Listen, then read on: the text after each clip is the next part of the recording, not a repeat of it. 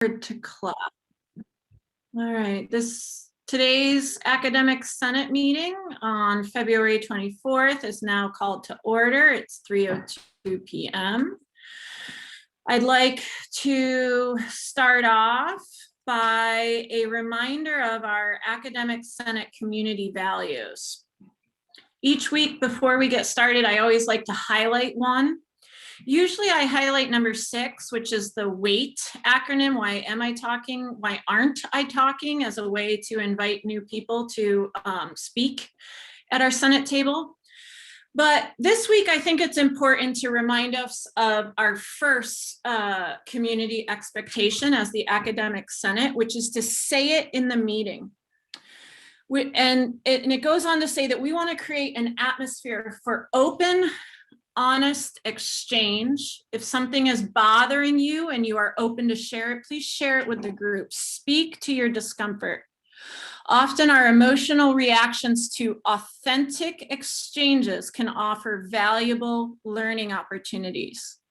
As member of the Academic Senate, we need to be willing to be uncomfortable in the work at this table.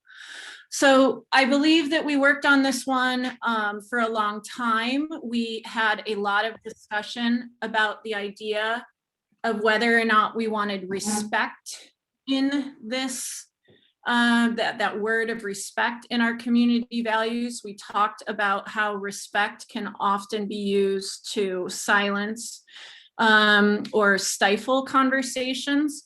So I just want to call this one out as we continue to work with each other, that there are times at the Academic Senate when we are having honest exchanges about ideas and planning, that people will be uncomfortable in that work, and that we were very intentional in acknowledging that this summer when we developed these.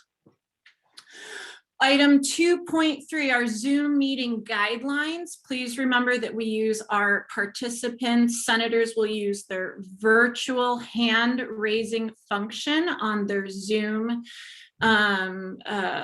bar so that they can be called on. This is the same for our people that are visiting for public comments. Other than that, I will expect that you mute and unmute yourself. Please make sure you mute yourself throughout the meeting so that background noise is minimized. Item 2.4, approval of the agenda. There are some items, I'll do 2.4 and 2.5 together. There are some items today that will be taken out of order, item 9.1 and 9.2. Those are 2 timed items for which we have some guest presenters with us. So we will take those items at that point. Other than that, I will assume that the Senate approves the agenda unless you say otherwise, as distributed and posted. Okay, public guidelines. So as a reminder, we have recently updated our public comment norms.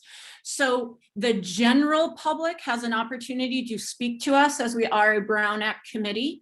So at the beginning of the meeting, members from the general public will be called on to give public comment here at the beginning, and they can request to either give a general public comment at the beginning now or before a agendized item.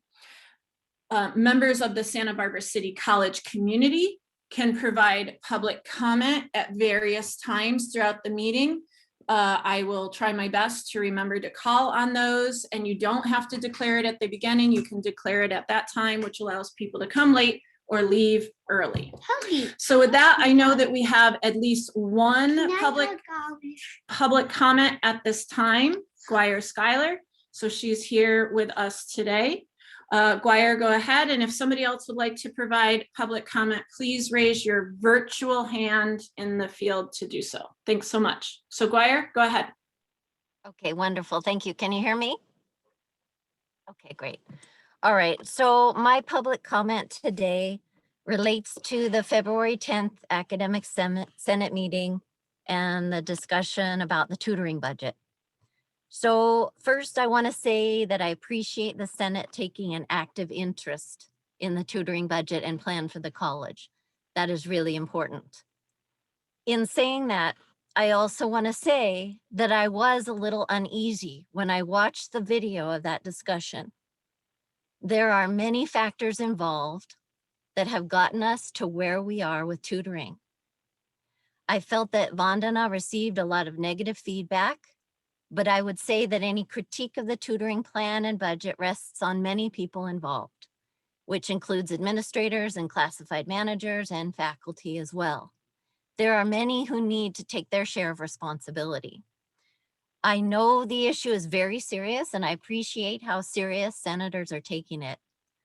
It was great that Rayanne highlighted one of the guidelines for dialogue at the start of this meeting. I'd like to also highlight some of the values in your guidelines for dialogue, which I view are really important, especially when facing such serious issues.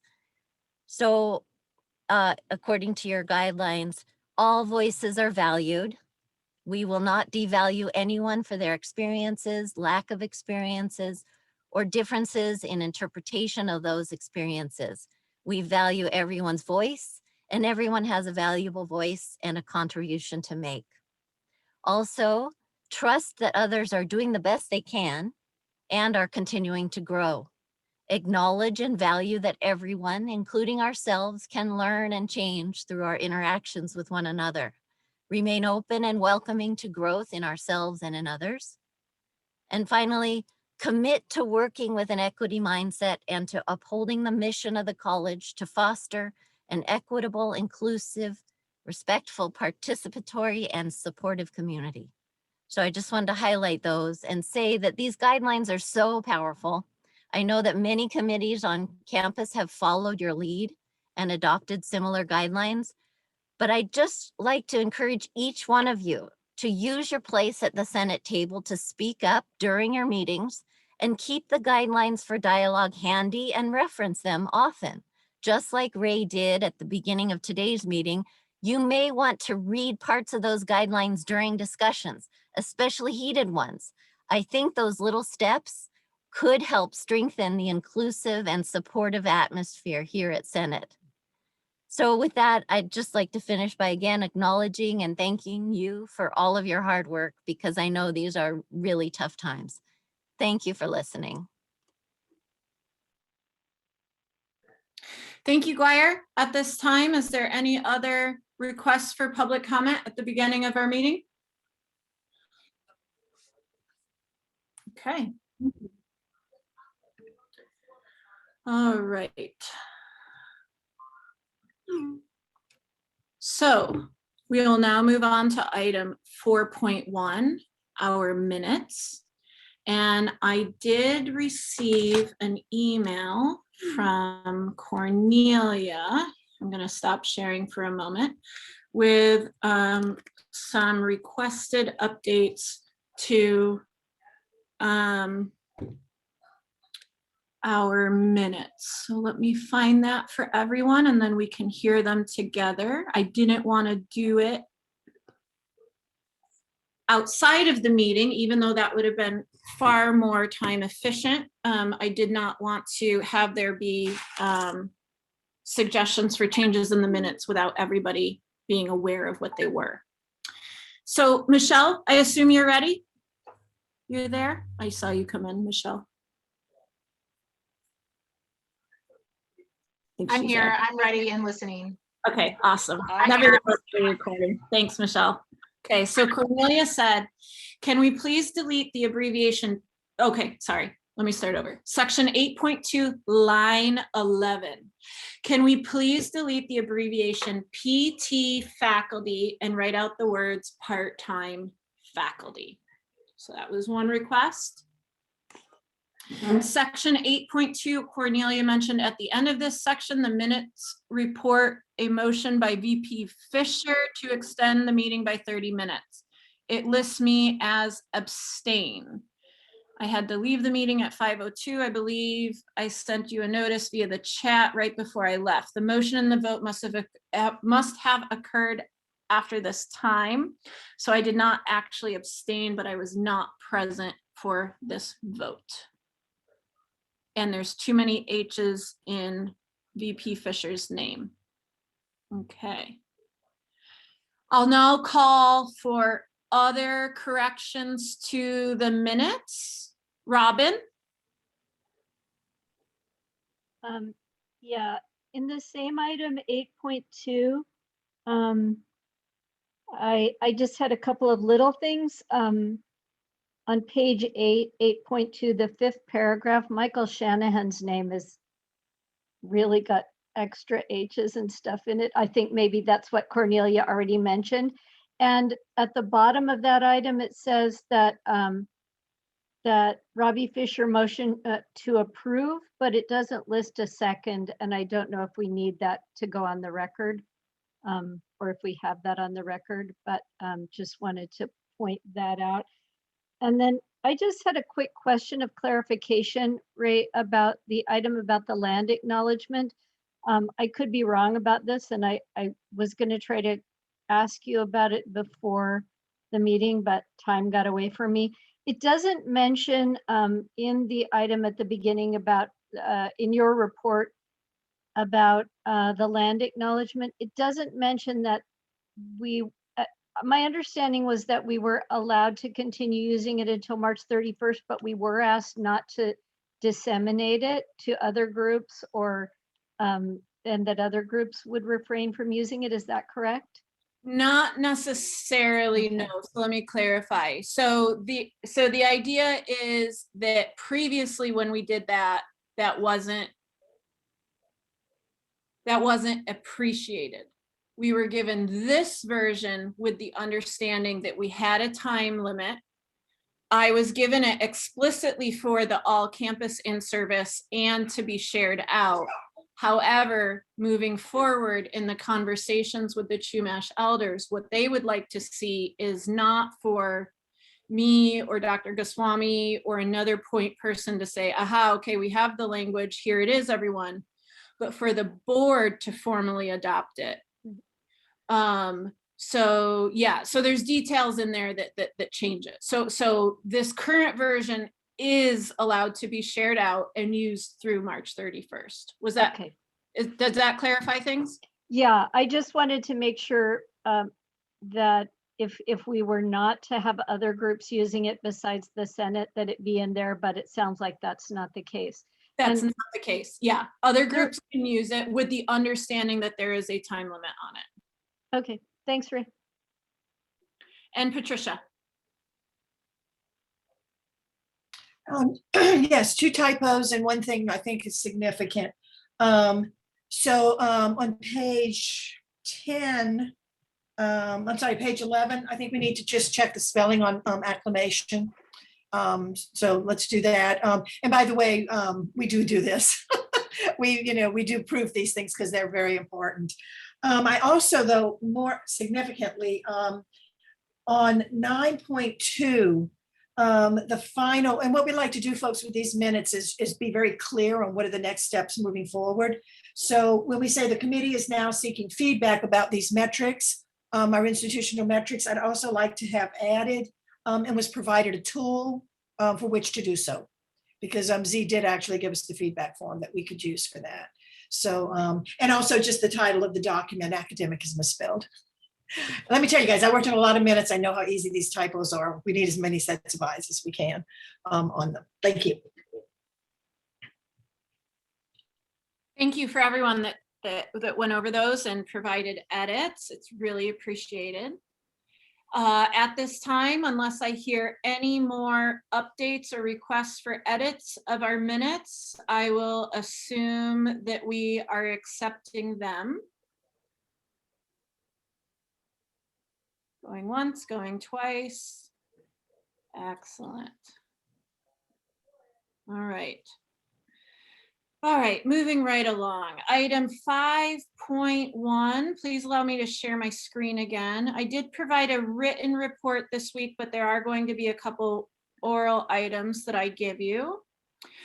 MTCC on, and let me read this to you because I think the budget conversations are really important. January 29th, NTCC, which again is the non-teaching compensation committee, prepared a memo to Executive Vice President Pamela Ralston that included recommendations for adjustments to the quote leadership stipends. Now remember that this excludes department chair stipends and coaching stipends.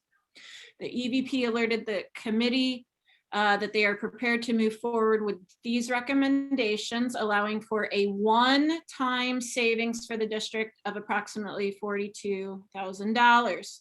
These are the so-called COVID savings because of work that may not be happening right now due to COVID conditions being off campus.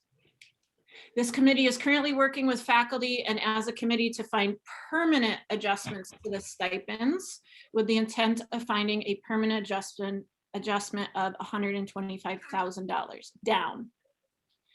The committee has been asked, and I would like to use stronger language orally, been told that this work has to be done by the end of March. And I'll talk more about NTCC in a moment. The equivalency committee is tasked with not only reviewing equivalencies for current applicants for full-time positions, but also from the School of Extended Learning.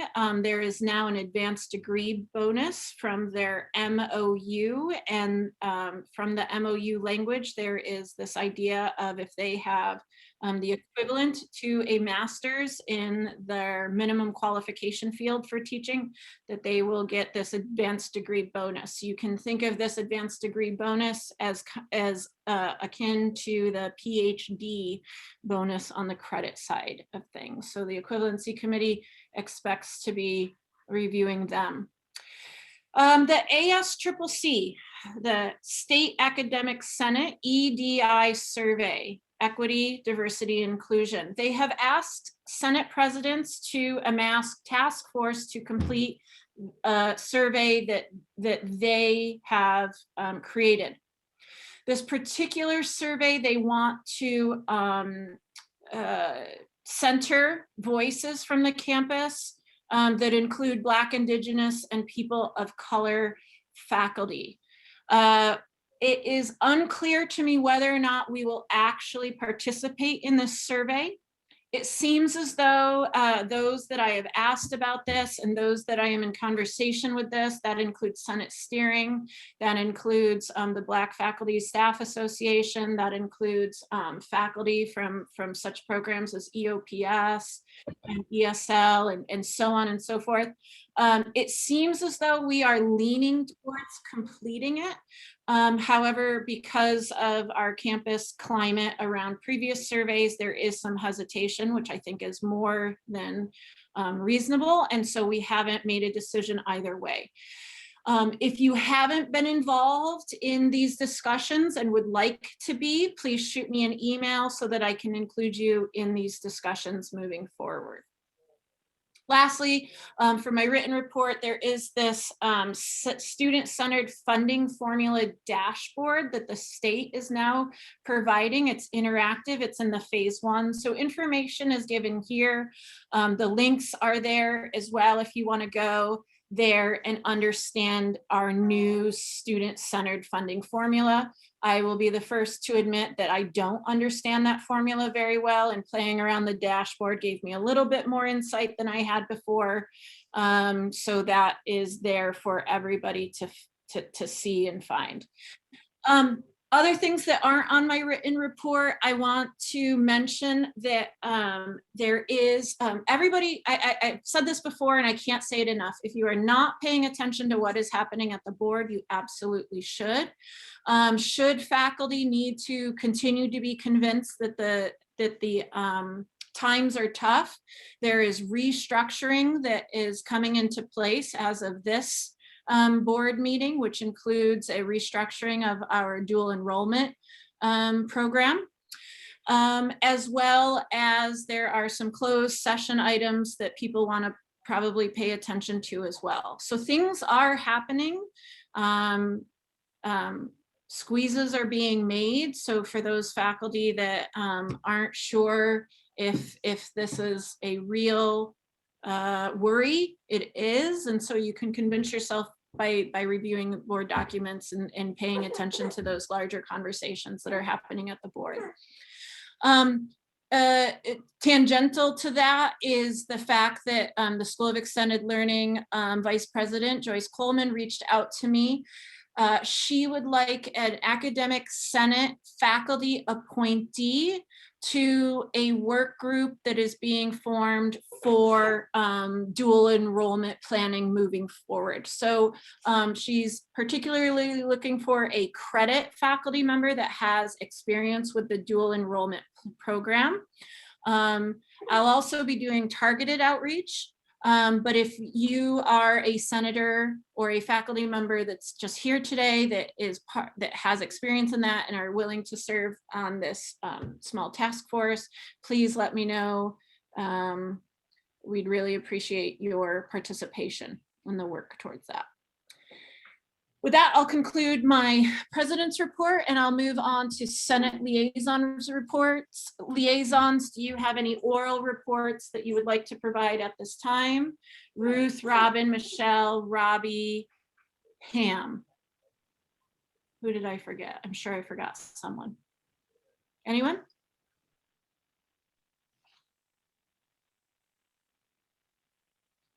Michelle says no. Robin's shaking her head no. Ruth, you good? Robbie, we all good? All right, we're all good. Ruth put something in the chat. Oh, did she? All right, I don't have my chat up. I may, hello? I do. Hello? Hold Okay. on, that's that issue. Okay, go ahead, Ruth. Okay.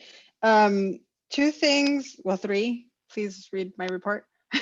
One is we're soliciting feedback from departments, if you can get this information out to your divisions, to get feedback on how we as an institution can respond to the EDI survey, because Dr. Goswami would like CPC to come up with some suggestions on how to proceed. That's one. Number two, this is not in my report, but just reminding you of the email we all received from Lindsay Moss about 10 days ago or so about the COVID relief funds. And if anyone wants to submit a request for the use of those funds, that deadline is coming, I think, Friday at 5 p.m. So if you can get that information out to your divisions, that would be great.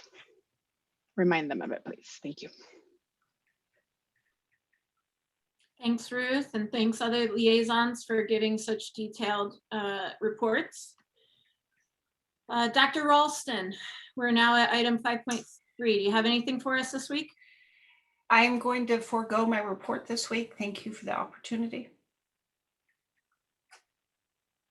All right, item 5.4. I do want to highlight this item this week. We actually do have a couple requests to agendize items at this point. One is from an anonymous person. I was able to tune into the town hall today. This was, of course, last week when we had the all faculty town hall. Was it last week or was it 2 weeks ago? Whenever that was. And I was under the impression that this conversation about the NTCC stipends was going to come back to the Senate. I did not realize that it needed to be requested to discuss this further.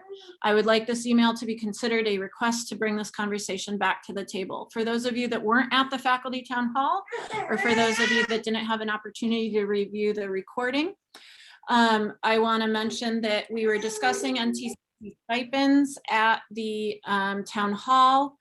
And I mentioned there that I, as the president of the Academic Senate, was very interested in bringing the stipends and the work of NTCC back to the Senate, and that I have been told by different people at different times that the conversation around this work is too nuanced, and that it would not be a productive conversation at the table of the Senate. While I do feel as though it would not be a productive conversation in terms of a product that you can point at and touch and proverbially hold, whatever that means, I do think it would be productive in I'm so sorry, this word is cliche, but I don't have a better word, sunshining the work of NTCC and the work that led to current stipends and where we're at.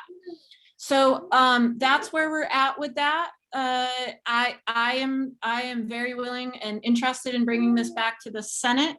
At this time, the tech assist has not been scheduled around it because I'm just getting email support and not getting the tech assist larger support that I would like.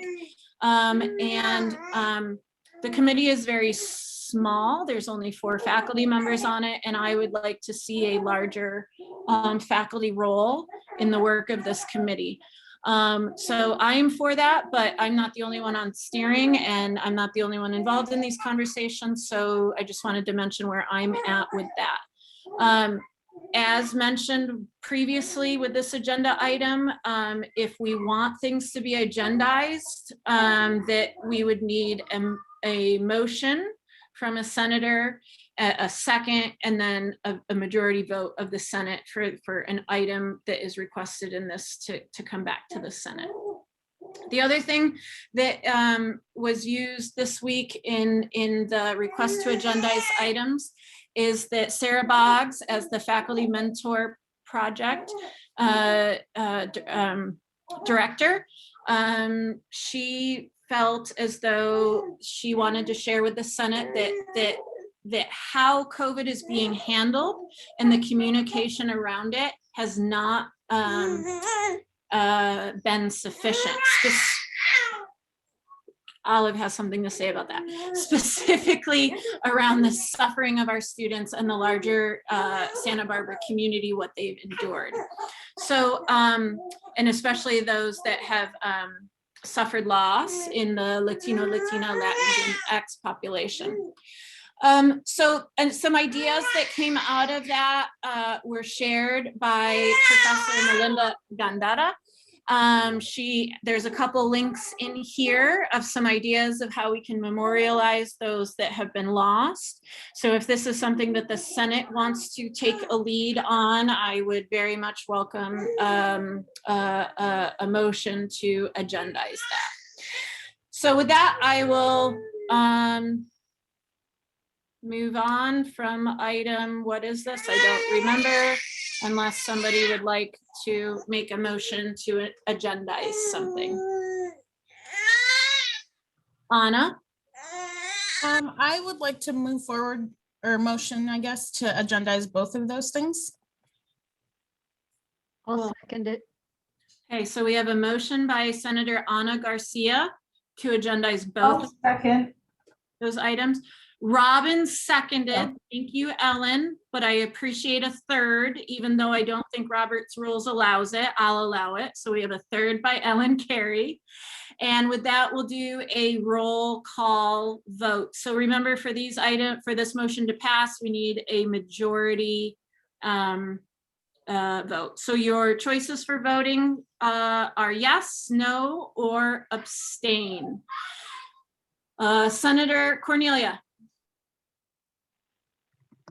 Yes. Counselor Jen. Yes. Librarian Ellen. Yes. English Professor Jenny. I don't know why I'm doing this. Yes. Journalist Patricia. Yes, Academic Senate President Ray and Nurse Michelle.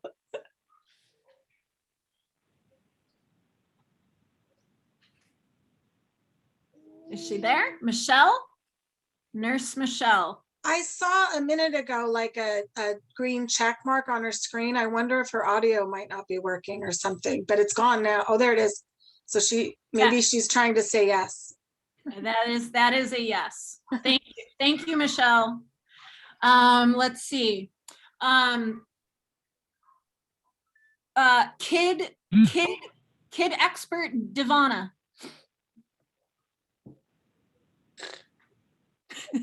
Ray, it's Michelle. I'm here. I'm struggling with the computer today, and I'm here. Okay. Yes, I'm here. This is Dee. Divana, are you voting yes? Okay. Divana's a yes. Thanks, Divana. Mathematician Pam.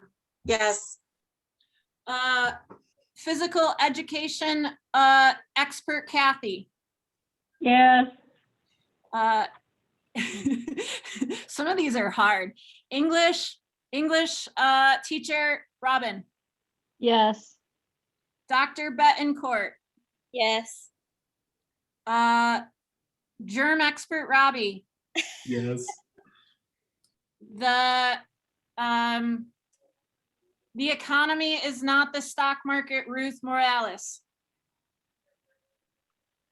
Oh man, you're in trouble. My headset's working now. Yes. I don't study dinosaurs, Tara. Yes. Russell, Yes. turning wrenches, Russell. Okay, he's a yes. Trisha, our representatives from School of Extended Learning. Yes. And Ana Garcia, who has the heavy lift of representing all credit part-time faculty. Yes. Excellent. I believe that was unanimous.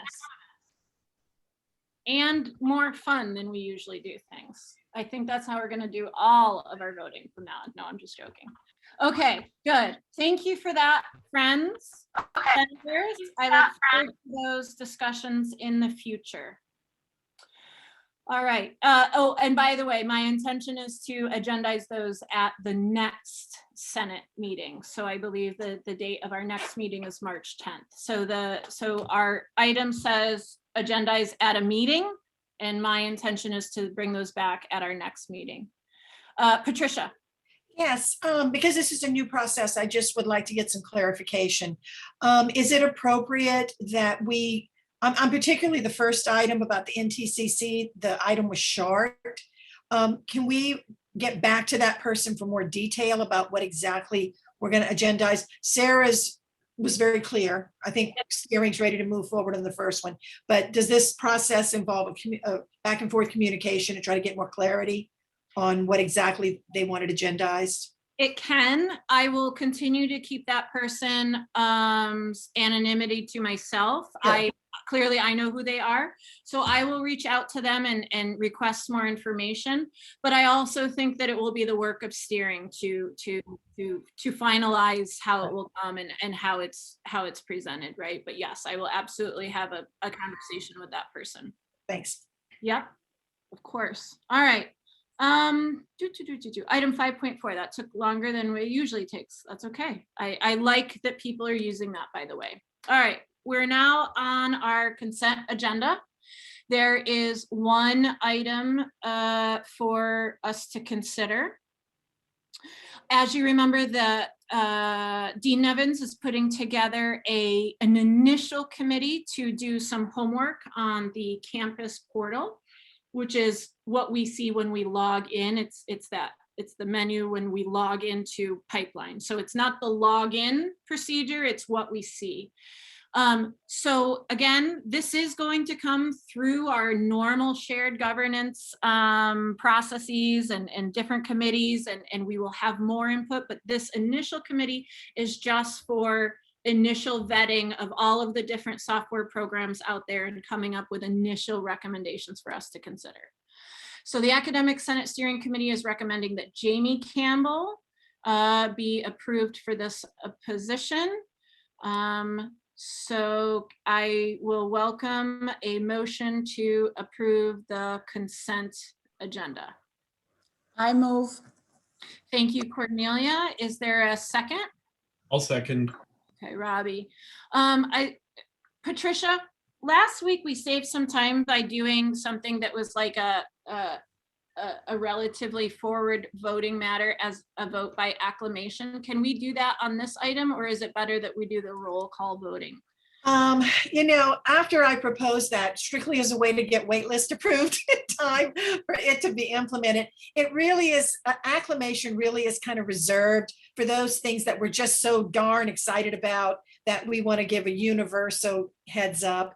It's not really a process we should be routinely using. So sorry, I know that's not probably what you want to hear, but I think it should be, reserved for special occasion things. That's fine. That's fine. Well, let's continue to reserve it. I'm for that. So with that, on our consent agenda, we have a motion on the table to approve it.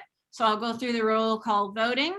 So please be ready to provide your vote, yes, no, or an abstention. Cornelia. Yes. Jen. Yes. Ellen. Yes. Jenny. Yes. Patricia. Yes.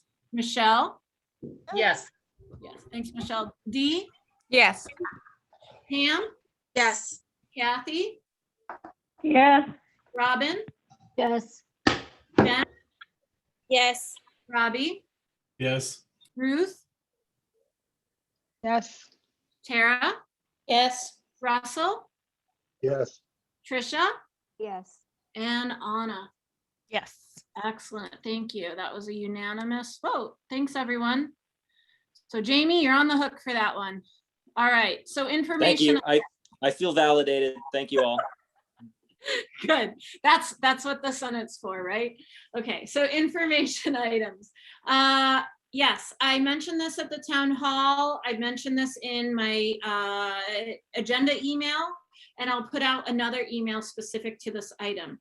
We are now putting together the ad hoc committee that we approved during our last Senate meeting, which is for the anti-racism hiring overhaul of our administrative procedures and work around that. So the memo is there that we approved last week. If you're interested in this committee, please email me. I'd like to put a deadline to email me of next Friday, which is March 5th, if you're interested in participating in this committee. And the reason why I'd like this committee to get started right away is because we would like for there to be these policies and recommendations to go through the Senate and our AP and our BPAP committee and be implemented perhaps by next year's hiring cycle. So believe it or not, feels very close already. So we want to get this group moving and getting them the support that they need. So if you're interested, please let me know. Okay, information on our, oh, Trisha, yeah, go ahead. Sorry if this was addressed before. So participation for this committee, is it open to senators or to all faculty? All faculty. Okay, so thank you. Yep, no problem. Okay, so our BPAP committee is slowly working through different BPs and APs. So right now we just finished up AP 3430, prohibition of harassment. So that is here as information. And then also another attachment to this agenda item is the task force recommendations. So if you remember, the Board of Trustees passed Resolution 18, which is around taking a look at our BPs and APs with an anti-racist and equity lens. So some of the recommendations are there that have come forward to BPAP. So if you want to review those, please do. I also mentioned this item 7.3 at our faculty town hall. I'll mention it again. There is an opportunity for faculty to put their nominations in to be nominated to the Board of Governors. So the Board of Governors allows for 2 faculty appointments. They come from the governor through recommendations by our state academic senate. It would be really exciting for someone from Santa Barbara City College to serve in this way. So if you are at all interested, please know that the online application and more information is here on our agenda. Okay, item 7. Trisha? Is your hand still up from before? It might be. Sorry, I forgot to put it down. Okay, no worries. There is a survey coming out soon, I believe. Yeah, tomorrow. Your students will receive an email from the person listed here, Paul Umbach. So there's different ways that you can encourage your students to participate on this agenda item that are listed here. Lou's also sent out an email about this on behalf of our Institutional Assessment Research and Planning Department. So if you haven't looked at that already, please do. And please let those in your division know that you are requested to encourage students to do it. Item 7.5, as part of letting the campus know about potential grants, I have 3 grants listed here from the National Endowment for the Humanities. These are grant opportunities that exist and that we aren't necessarily interested in as a campus, meaning that our EVP hasn't been briefed on these, that a task force looking at our interest has been formed around this. So these are here for information only. Should someone be interested in these opportunities, please reach out to Rachel Johnson, and she will let you know how we can get started on that and allow for campus participation or your participation in that. So again, these are just here for truly information. These are not grants that the SBCC is interested in. These did not come from the administration. They came from the foundation to alert faculty that they exist. All right, what time are we at? 3:42. We have 3 minutes before our first timed item. And I think it would be worth our time to move forward with that timed item, assuming Camila is with us. Anna, I don't see Camila here yet. Do you think we should give her a few more minutes, or how are you feeling about that item, Anna? 1 second. I just texted her, so hopefully she'll log on shortly, but yes, I would like to wait for her. Okay, yep, no problem. So in that time, we can call on Michelle. Michelle, what's up? Ray, quick question. Last meeting, we had some information about the grant, and it was one of 8 grants, and the purpose was to assist underprivileged students who would potentially have the possibility to be successful with higher education. And I know that that was due at the end of February. Are we going forward with that one? Do you know? We were supposed to talk to Paloma about it. So I think that was the TRIO grant. Yes, exactly.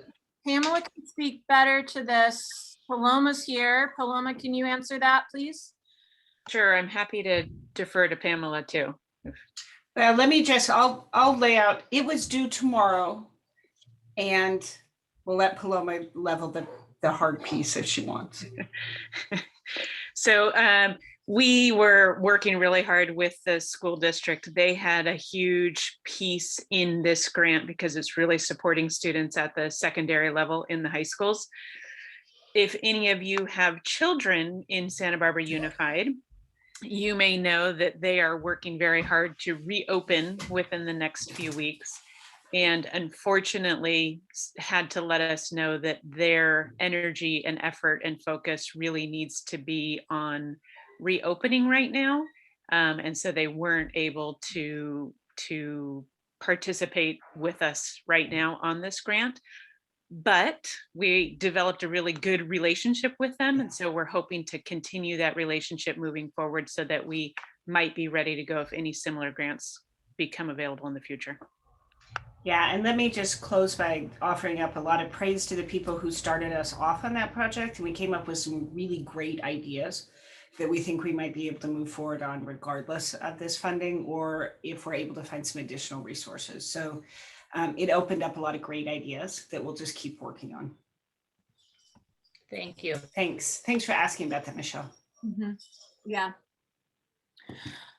Okay, Camila is now here and Anna is here. And so just to give them a little bit of wiggle room to get ready, I just want to mention that our next agenda item, which is a presentation by Anna and Camila. They're both counselors in EOPS, and Anna, of course, is our fellow senator here at the table. This has been something that has been that they have worked on. I don't even remember when you all first brought it to me. Was it like May of last year, Anna? About that? I think a little bit earlier than that. It's been close to a year at this point. All right. So it's been in the works for a while. BPAP has been bogged down by Title IX legal changes because when they first approached me with this idea, I said, well, it needs to come to BPAP first so that we can put it out to constituencies to work on it there. I also mentioned that it could be picked up by the AP committee and things like that. But I finally agendized it today because as the chapter lead for the chapter that this is in, is it chapter 7? What are we looking at here? I forget.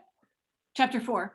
As the chapter lead, as academic senate president, we're supposed to be looking at this. So what a perfect opportunity to finally put it in front of a governance group so that we can start this conversation. So I want to start this conversation off by saying that Anna and Camila have been very patient with me and the governance process. And so it's finally here. And so I want us all to approach this with a very open mind because they have been working on this for quite some time. I also want to remind you all that when we have something on the agenda for a discussion item, that it will come back for further discussion. So oftentimes when we have a change up in the way we do things, you might have certain gut reactions of why something might not work or something, or the changes are too much too soon or something like that. So what I want you to do is I want to remind you all to just kind of sit with that if you're having that kind of a reaction to this idea of changing up this AP in this really profound way, in this way that is truly with an equity mindset and an anti-racism lens. And then next week, after some what I call marinating or reaching out to your faculty, that we can have a better informed, less emotionally driven conversation around this. So with that, Anna and Camila, I'm going to allow you guys to screen share. And so I know you have some slides, so go ahead with that. Oh, and I'm seeing I was being reminded of public comment. Anna, do you want me to call for public comment before you go? Yeah, just as a reminder. Thank you. I don't know if anyone's here, but. Yeah, would anybody like to give public comment before we see the presentation on this item and discuss it? I can. Lydia?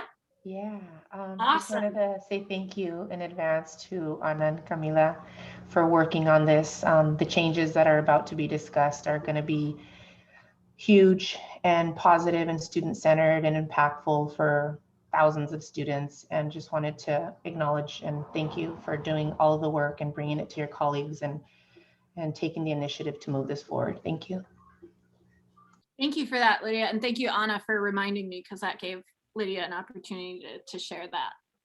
Okay, Anna, Mila, take it away. All right. So hi, everyone. You know me. My name's Ana Garcia, and I am here co-presenting with Camila. Hello, everybody. I'm Camila Acosta. I am one of the full-time academic counselors in the OPS. Been at the college since 2008, for those of you who don't know me, and have had the honor and privilege working with the OPS students since 2012. Thank you for giving us this opportunity to present to you today. Really grateful for it.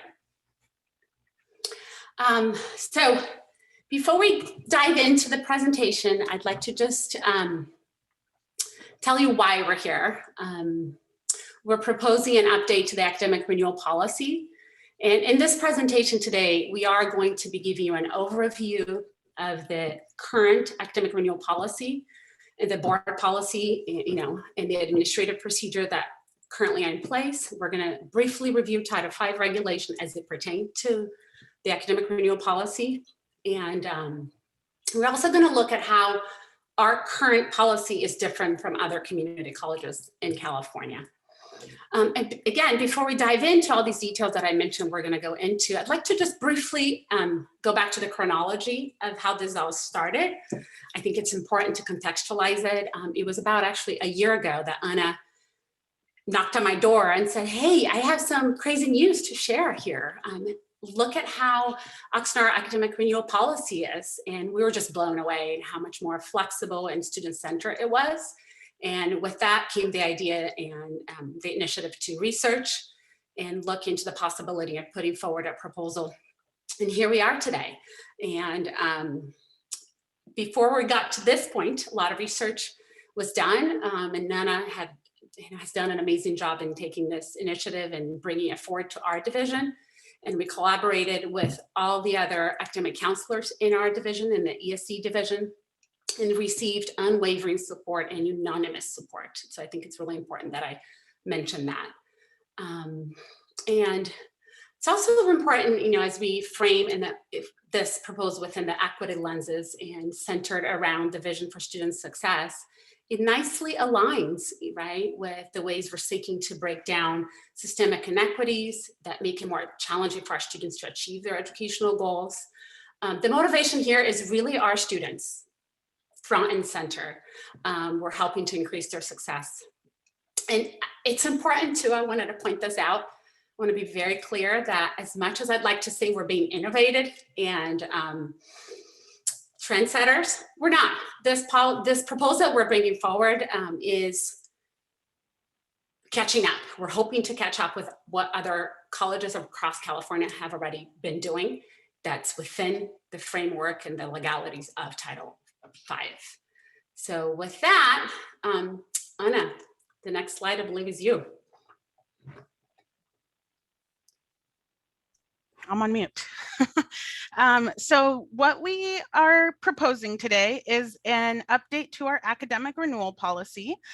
For those of you that aren't super familiar with the policy, it's basically a way to alleviate substandard grades without course repetition. It is something that is found in Title V. And so as part of this process, we went ahead and reviewed what the standards and requirements are under Title V to make sure that our policy adheres to that. So all of this is available in the documents that are linked in the agenda item for today. So we're not going to bore you with going through the meaty details of all of this process, but essentially the requirements are pretty flexible. We are responsible for setting some parameters around, the GPA requirements that might be necessary, the timeline that we want students to wait, the amount of units that we would like to allow them to alleviate without course repetition, but there is nothing in this Title V requirement that dictates what any of those things have to be. So that part is totally up to us, and that is the part that I want you to go into this review process knowing, and really reiterating that piece of, again, we're not being trendsetters in this, and we are using other colleges as our framework for this.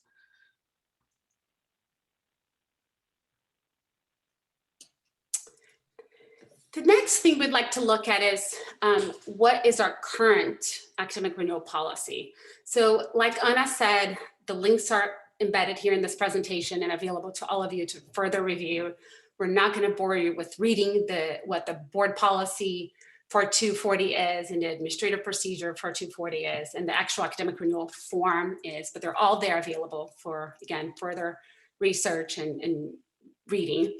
But I do want to, at this point, give you an overview of what it currently is. The academic renewal policy is, as Anna already mentioned, is an opportunity for students to essentially clean out their academic records without having to repeat the course.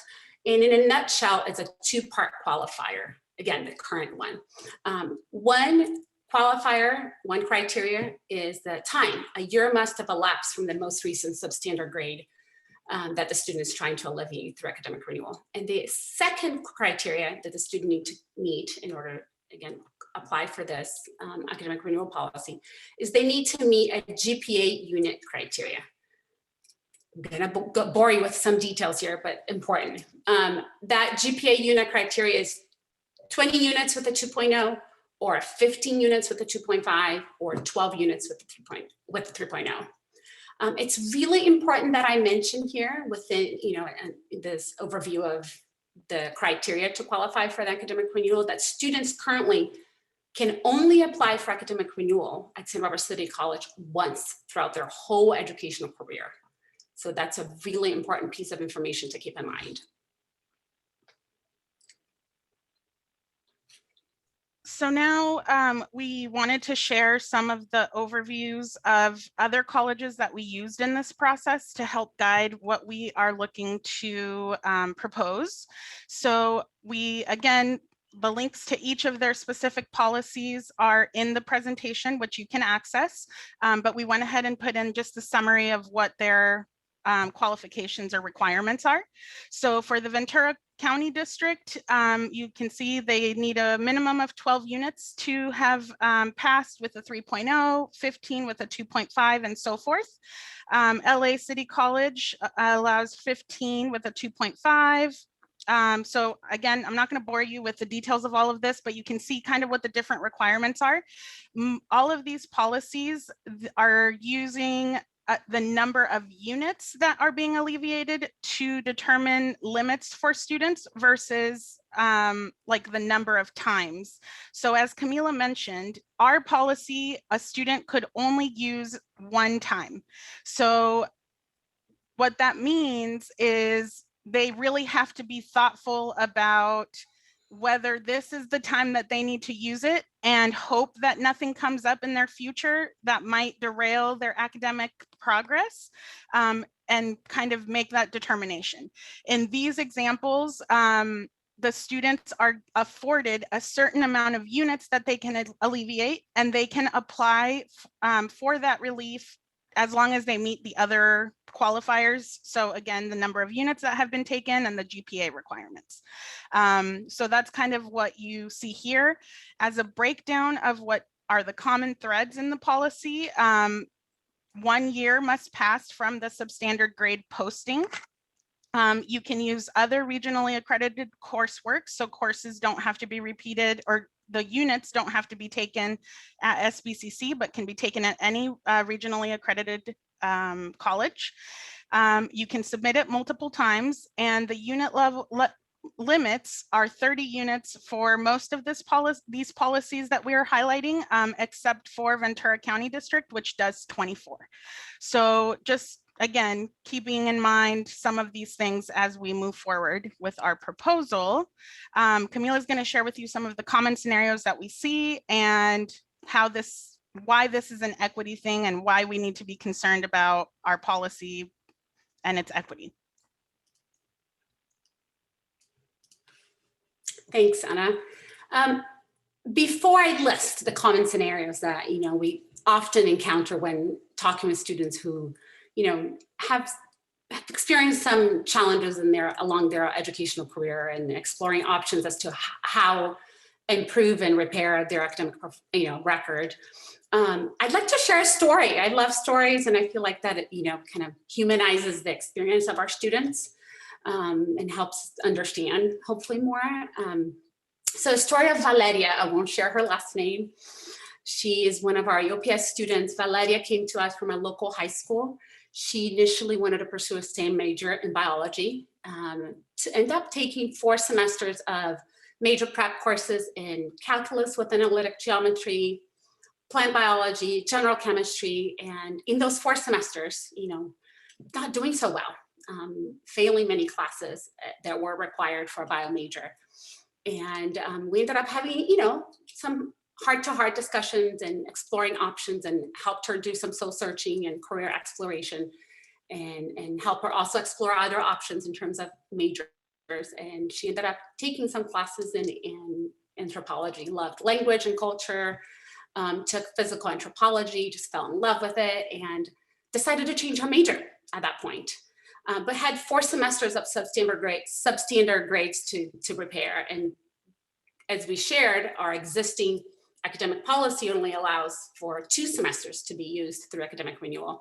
So Valeria at that point had to decide, what do I do? Do I leave those 2 semesters of substandard grades after already applying for academic renewal and then have her overall GPA be lower, or do I consider repeating it? And because her GPA was really high, once we excluded all the substandard grades, and she really wanted to give UCLA a shot, and she was competitive, again, without including those poor grades in it. So she ended up prolonging her time at San Barbara City College, having to repeat classes that were no longer needed within her new founded passion and major. But she did it, and this is her last semester at City College, and she's on her way, hopefully, to UCLA. But a common scenario, that we see would be, students often have more than 2 semesters of poor grades. They change their educational goals, like Valeria did. Another limiting factor, and it's often a common scenario that we see is that one-time use. Often what we see is play out in EOPS and in many other departments too that work with students and build a relationship with them. What we see is that students start off their educational career and then decide to leave for various reasons. And then when they come back, they have, perhaps they've already applied for academic renewal previously. And then when they come back, they've already exhausted that chance and they're looking for a fresh start. But that fresh start comes with a little bit of baggage, having to clean up their GPA and repeat some classes. But if an academic renewal is more flexible, potentially, they can apply for it more than once. Now, benefits are tremendous. I really believe so, and about to share a list of some with you all.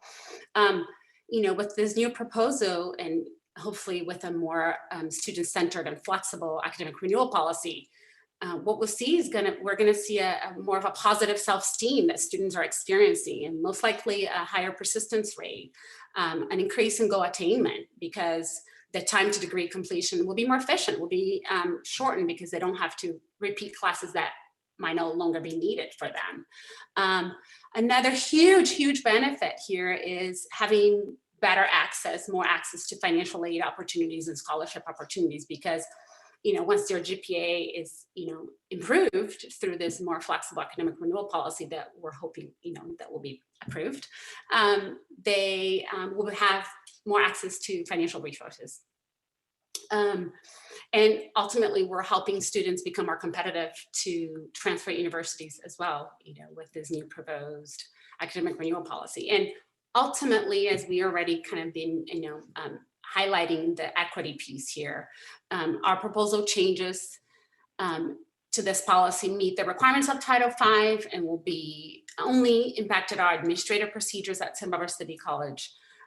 We're hoping, to remove barriers that hinder student success and, and add on to the culture shift that we're hoping to see more and more happen at Santa Barbara City College.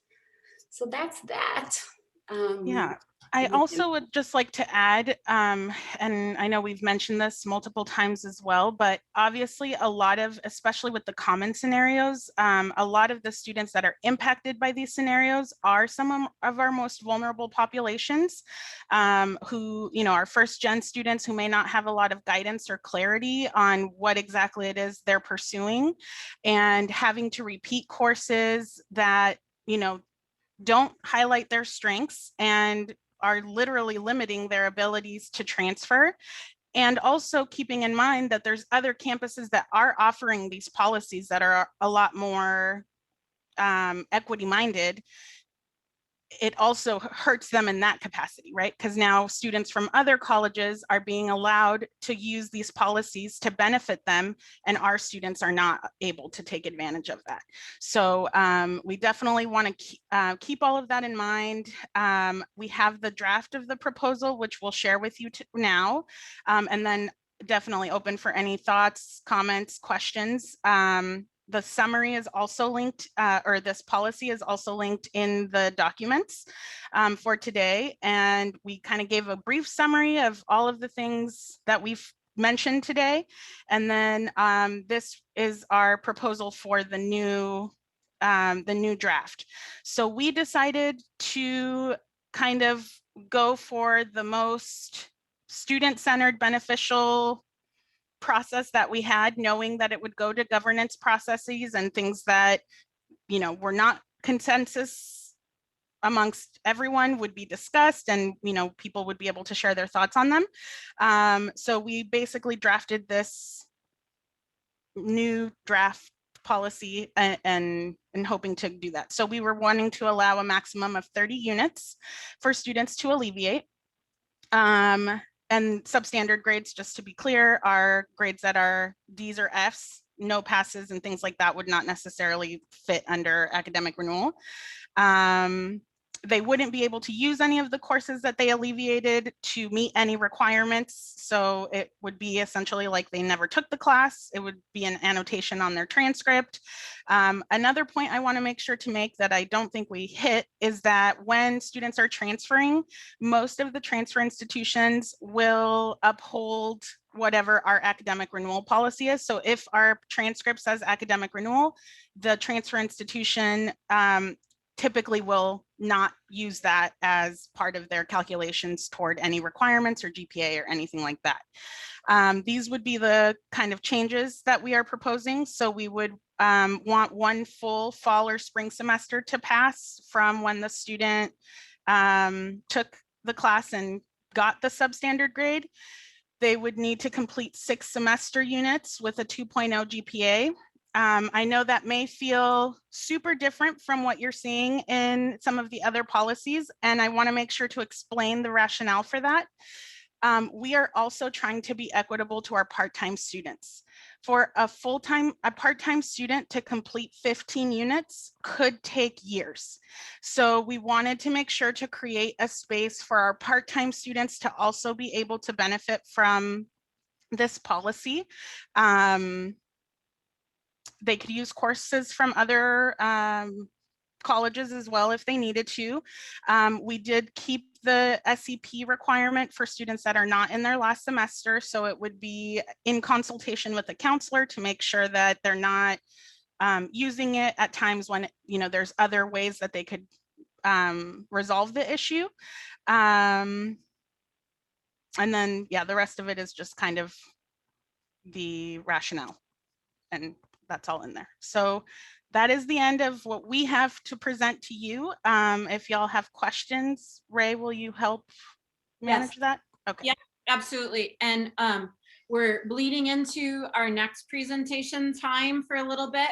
And so because this conversation will come back next week, for right now, can I ask that senators and our liaisons focus their questions around clarifying questions that they will need now so that they can share this out with their faculty, and then we'll have a more robust, inclusive, exhaustive conversation next week.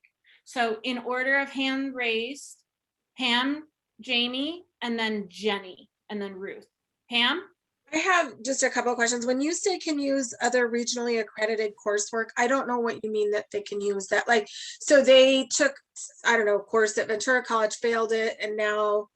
Let me clarify that. Okay. So what that means is when they have like, for example, what we are proposing is that they must complete a total of 6 units post that substandard grade with a 2.0 or better. Those 6 units could be completed at another college. Got it. So they don't have to be taken here. Okay. I have another question. Hold on, let me write that down. Sorry. I don't want to forget it.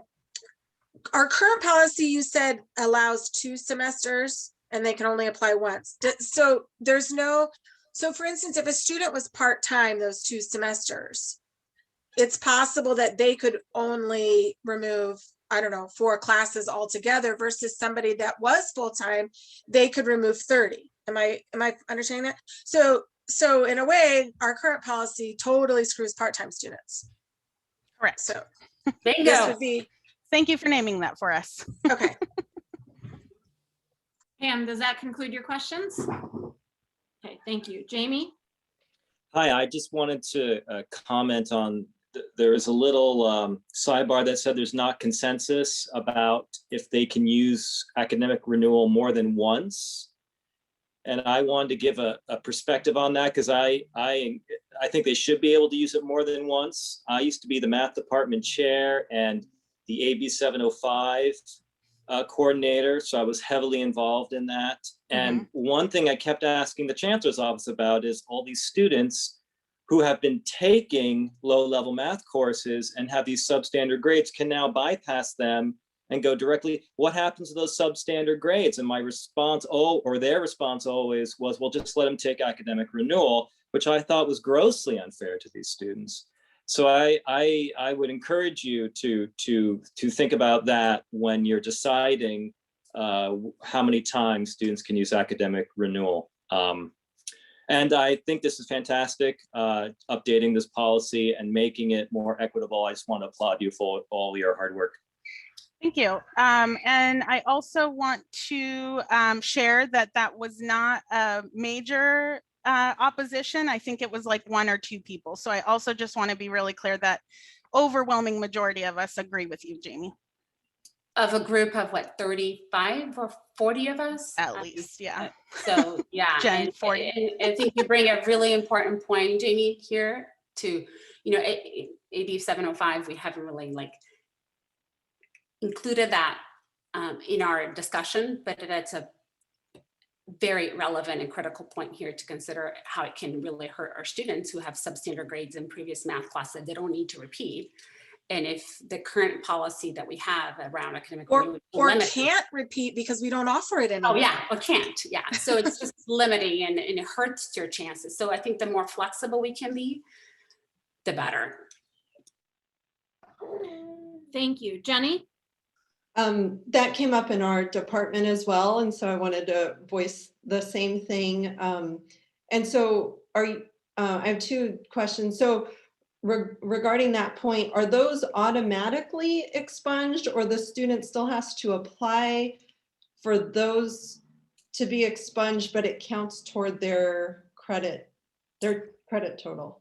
So students must initiate this process, and often is a point of discussion, you know, that we bring forward when we're meeting with students in our counseling sessions. When we, you know, notice that there is a substandard grade, we strategize how to best alleviate and improve their overall GPA, but we coach them throughout this petition process and help them submit it. But students ultimately have to initiate.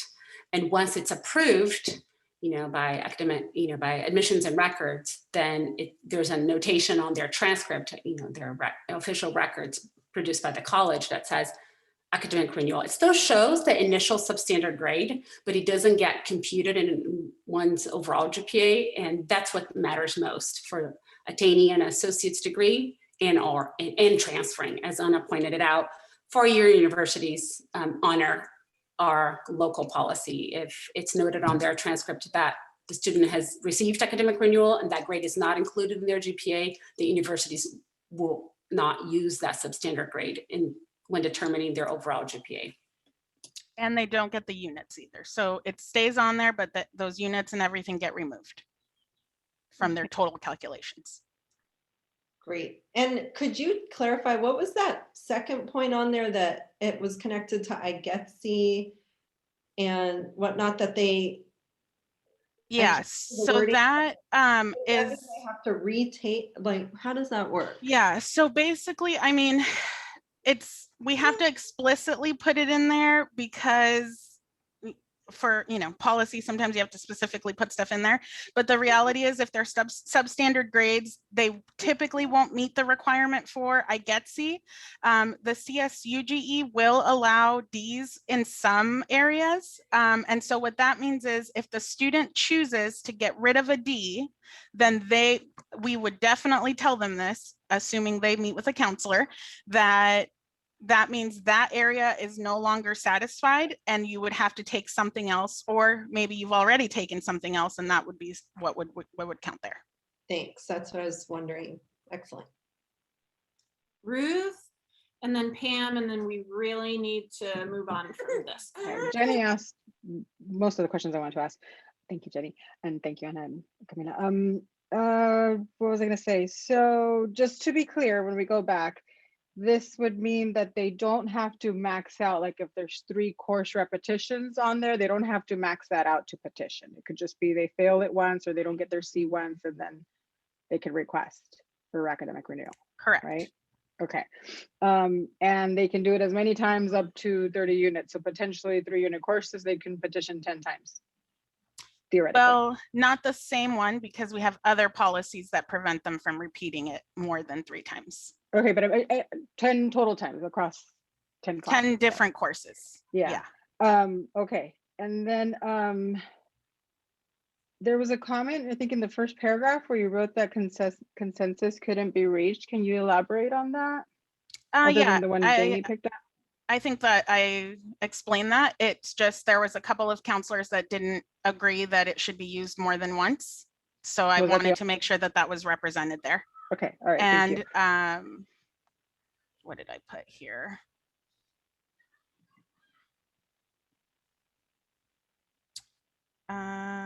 And then this one, there was not necessarily consensus around the amount of units.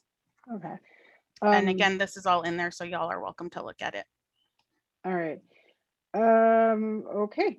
I think we as senators, we all need to take this back and have our faculty definitely look at it. I think it's a great policy, and I think there does need to be a change, especially with that one-time renewal thing. But I think this is going to be a major change. So we need all faculty's input, not just senators, folks. So let's take it back.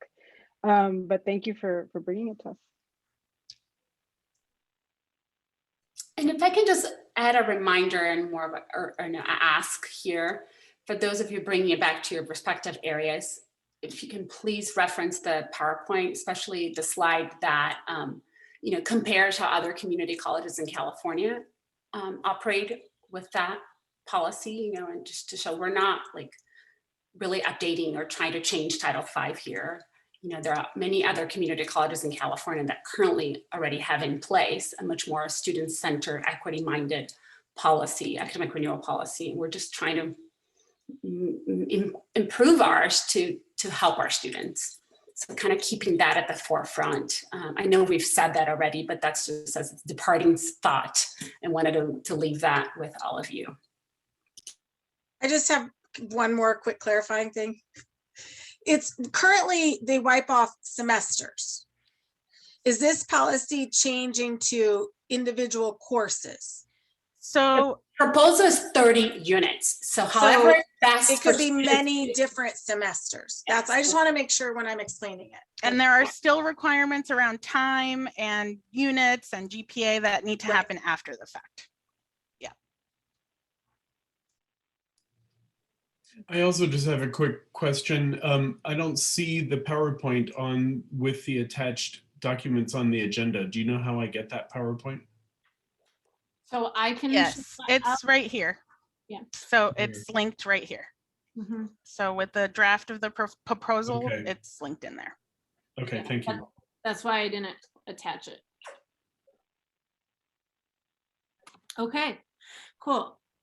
Thank you, Anna and Camila, for joining us today. We will revisit this conversation the next time we meet on March 10th. So should Camila, you want to come back to help us with that conversation? Anna will already be here.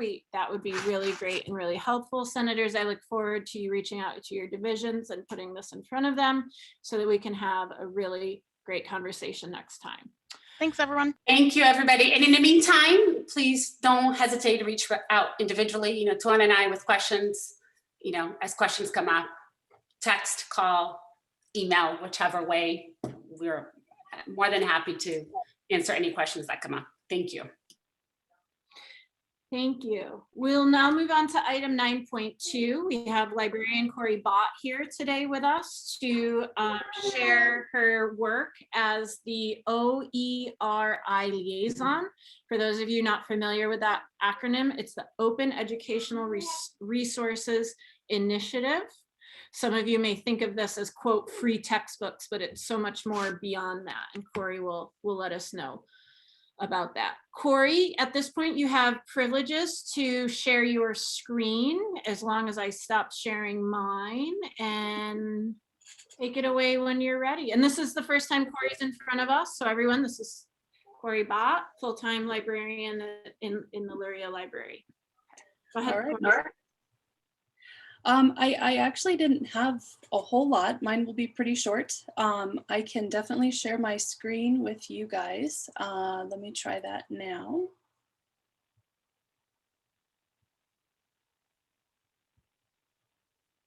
Okay, let's see. All right, everyone can see that. So this is the ASCCC OERI page. There's a lot of information on here. Most of it is for people who are actively working on developing open educational resources, as well as the liaisons, but there is information for you as well. One in particular that I wanted to mention is the ASCCC OERI has been supporting the development of OER in the California community colleges. They've provided funding for that the last 2 years. One did just close today. Unfortunately, I did not get information on that out in time, but they're hoping to have a third round of funding. So if you have any interest in developing OER from scratch with 2 other community college faculty from different districts, that would be something you could maybe think of in the upcoming year, and then we could work together to get that request in for the next year. Right now, I'm excited to see what comes out of this year's. There were 24 from 2020, and those are great because they can be by discipline, they can be by the transfer model curriculum. There are some by the course identification numbering system. So you can actually look through those to see, that's not the one I was thinking of. Let's see here. Okay, everyone can see that. So these are some of the ones that came out with 2020. So you'll see that they have associated CIDs. So there's a lot in bio, ECE, English, geography. So it's great because these are, they were developed with community college courses in mind for California. So they could be adapted, adopted, revised. These are OERs, so they're free to use, free to revise for your own courses. And I am here to help with that. So if you ever are interested in this, feel free to reach out to me. If you go to the library website and the library staff page, my contact information is there.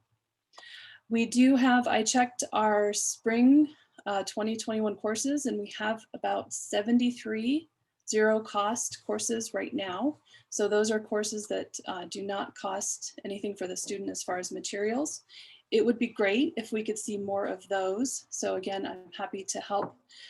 And we still have funds available from our textbook affordability grant that Cameron Polson, who was the previous OERI liaison, got that grant for us. And that provides stipends for faculty who would like to adopt and revise current OER for their classroom. So that stipends for you to work on adapting it for your course, to look into, OER options for your course. If you have any interest in that or want to pass that on to other faculty in your division or department, that would be something I could help with. I have information on that as well. So that's about it for me. Like I said, mine's pretty short. I mostly just wanted to remind everyone that you do have an OER liaison on campus, and I am ready to help with that. All right, thanks, Ryan. Thanks so much, Corey. Do we have any follow-up questions for Corey?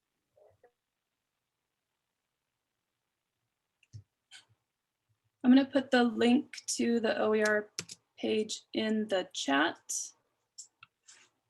Or I think it's just going to Ryan. So, yeah. Okay.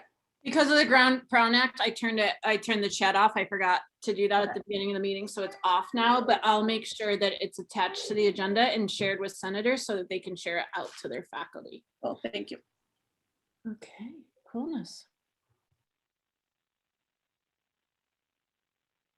All right, so I'll go back to sharing our agenda.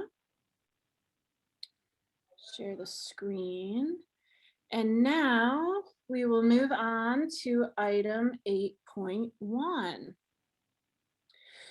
8.1 is a revisit to this updated or updates to the emeritus status.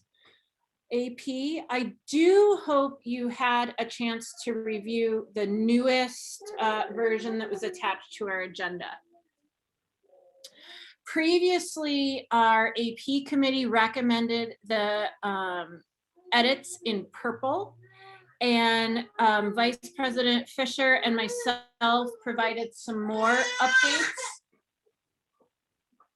Olive doesn't want any of you to retire. So we provided more updates to this. Last time we heard a support for including employees on our campus other than faculty. We had some questions around how the Senate would, quote, recommend this, if there was any questionable people that were recommended for this, how would that be vetted? And I hope some of these edits address some of the concerns that we saw, or not saw, but heard the last time we were together. So this is the second time that this is on our agenda. However, there have been some updates. So I will now open this item up for discussion, comments, questions, and our work as a Senate. Oh, and I always forget. Is there any public comment that's with us today that's not a senator or a liaison? Please indicate you want to comment on this item now. And if I don't see that, we'll move on to senators.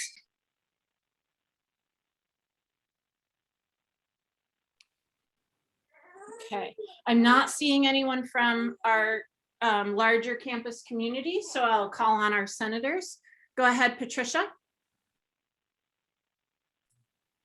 Yeah, my question has to do with how we would handle staff and administrative request.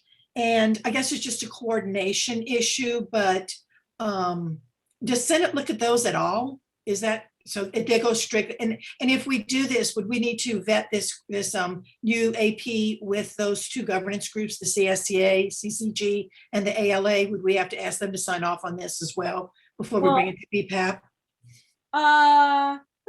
We could. I was thinking that, you know, typically the process is that it starts, you know, at the Senate, and then we would take it to BPAP, and then from there, those groups would have an opportunity to weigh in then. So I'm open to either. I think that it makes most sense to just take it straight to BPAP and have them vet it there, and then have it go out to their groups from BPAP. I think that makes most sense in terms of this, in terms of process. Okay. But I mean, we could informally ask them, but I thought it would be a nice gesture from this faculty body via the Senate to already include them in the AP. Very collegial, you know, we're opening this quote academic honorific to everyone at the college. So I thought it was a good gesture coming from us through our governance process. Okay. Other questions, comments, concerns?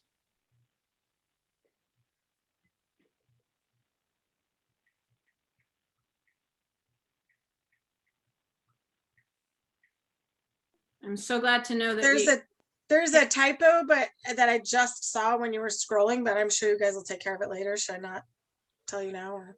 Well, why don't you tell me now so that it can right go there where it says these groups may recommend any staff or administrapi. Yeah.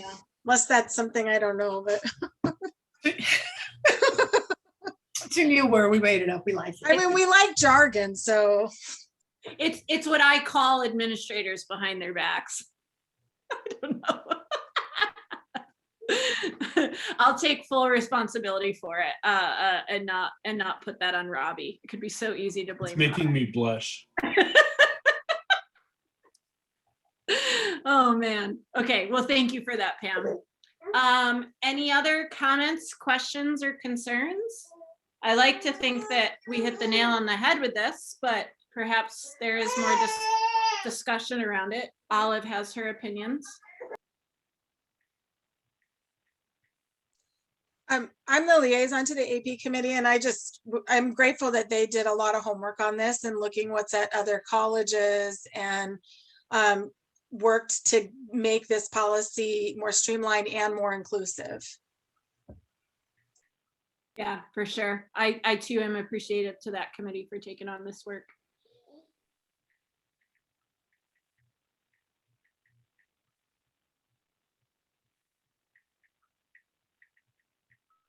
Are we supposed to make a motion now or something?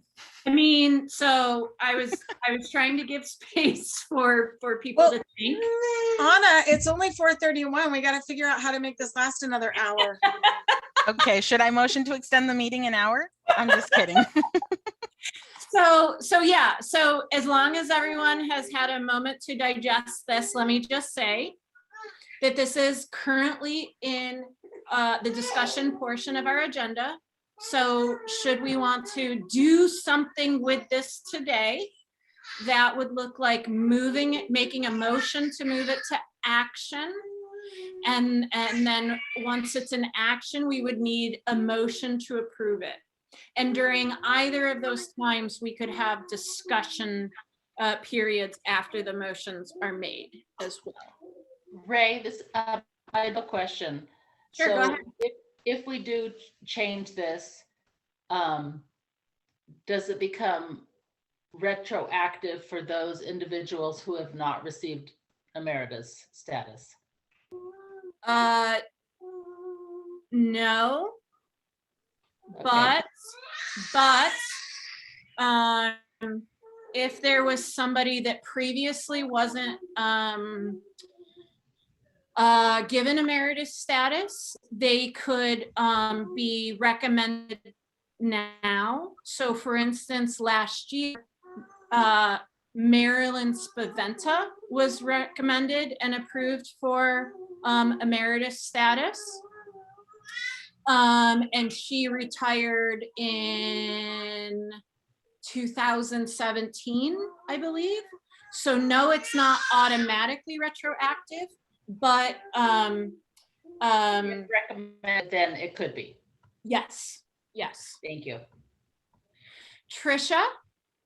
Actually, that does answer my question, because I was thinking we had somebody who was in adult high school who worked for 30 years and was involved in faculty leadership, and he just retired. So I don't know if he might be interested in so that would be a special process, retroactive. Yeah, so not because at the time, I think Marilyn was eligible at the time, right? But then she got nominated later, but then Dave wasn't, but he could be under this new law, I mean, new provision. Perhaps we need to mull that over more, but I would like to say yes. And if it's not explicitly in there now, I say let's make it explicitly in there now. It might require a separate process as like, so wait, hold on. Let me, okay. Right here, I think we already have it. The Academic Senate may recommend any regular, tenured, or part-time for reasons other than meeting the service items above. In this circumstance, we'll specify the recommendation. So all we would need, Trisha, is for somebody to bring it to our attention. Okay. Is the way I read this. Does that make sense? The same way somebody brought Marilyn to attention. And is that like a process we would email, like for example, stuff like it was today, I would just email you or bring it up, and then it would be part of would be added to a discussion item, I guess is what it is. Okay. Yeah. Or I would hope that the majority of these would go to consent items. Okay. As part of a consent agenda and just, moved along through the process. And then it goes to the EVP and then the superintendent for agendizing on the Board of Trustees agenda. Okay, thank you. Patricia. I just wonder, when you brought up Maryland, could a person be emeritus in 2 categories? They could now. Okay. Previously, Marilyn retired from being the dean, but of course she was our faculty member in ESL prior to that. So her emeritus status was for her faculty designation, but now, yes, they could be emeritus in 2 categories.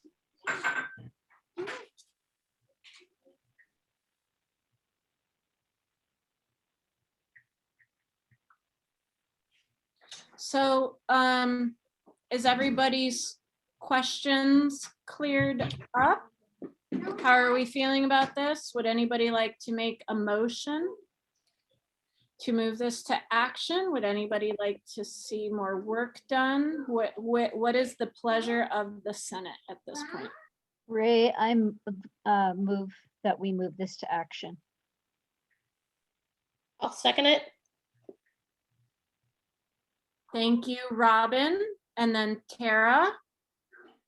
Michelle, do you have a discussion point? No, just too late with the buttons. Sounds good. I see your baby wrangling, so I get it. Okay, so we have a motion on the table to move this to action. We have a second.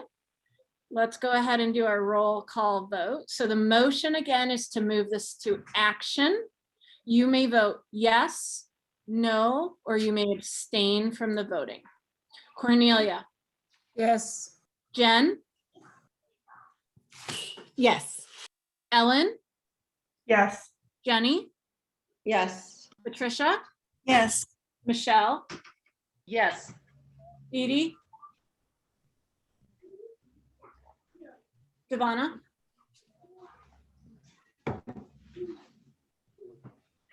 She may have stepped away. Pam. Yes. Kathy. Yes. Robin. Yes. Jen. Yes. Robbie. Yes. Ruth. Ruth votes yes. Tara. Yes. Russell. Yes. Trisha. Yes. And Anna. Yes. And Tara, I forgot, Ruth gave you her proxy prior to the meeting. So for the public, please note that Tara voting for Ruth just now was a pre-approved proxy situation. Thank you for that. Okay, so this item is now in action, meaning I would like to entertain a motion to approve. After that has been first and seconded, there will be an opportunity for discussion, and then we will once again do a final vote to see if it gets approved. Patricia. Yes, I move that we approve this proposed AP and forward it for early. My audio was breaking up when Patricia was speaking. Were other people's audio or was it just me? Did you all hear that clearly? No, I didn't hear the No. second part. Okay, Patricia, could you attempt one more time? Maybe turn your video off and then give us your motion one more time? You guys hear me now? Loud and clear. Okay, I propose that I move that we approve AP 4240 as amended, and that we refer it to the Board Policy and Administrative Procedures Committee for the earliest possible consideration. Thank you. Is there a second to Patricia's motion? I second. Pam Gunther, we'll go ahead with your second. Okay, so Pam Gunther seconds. Okay, so now the item is now open for discussion. Is there any last discussion points people want to share? Ran, Yes, go ahead, Cornelia. did I understand the number of the AP correctly? Which one did Patricia mention? Oh, I'm sorry, guys. I've got two computers open. I'm wrong on both of them. I'd like to amend the motion to be Administrative Procedure 7217, not academic renewal. Thank you, Cornelia. Do I need to second it again? Yes, Pam. I second it again, as amended. Oh, man. Just kidding. Thought you'd sneak one in there, huh? Okay. Any other questions? Thank you for catching that, Cornelia. Any other questions at this point? Discussion? I am seeing no virtual hands raised. All right, so we will go through our roll call voting. Okay. Yes, no, or abstain for moving this forward. And to paraphrase what Patricia just motioned, and so that it could be go through our governance processes in the quickest time possible. Cornelia? Yes. Jen? Yes. Ellen? Yes. Jenny? Yes. Patricia? Yes. Michelle? Yes. Dee Dee? Pam? Yes. Kathy? Yes. Robin? Yes. Jen? Yes. Robbie? Yes. Ruth? Oh, yeah, Ruth. Tara, Ruth. Ruth votes yes. Tara? Yes. Russell?